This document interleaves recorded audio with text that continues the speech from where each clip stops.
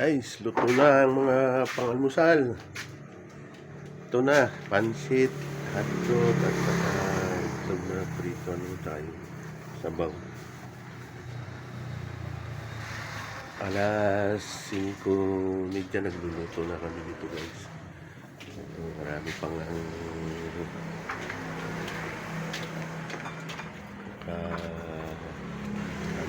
salang.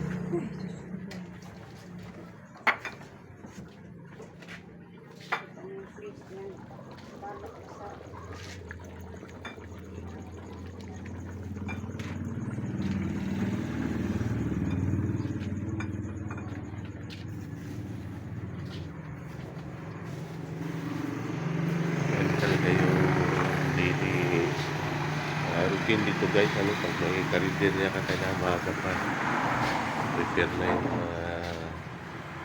lulutuin na yung araw. Yun lang, guys. Maraming salamat muli sa lahat ng mga nanonood ng aking channel. Maraming salamat muli sa inyo.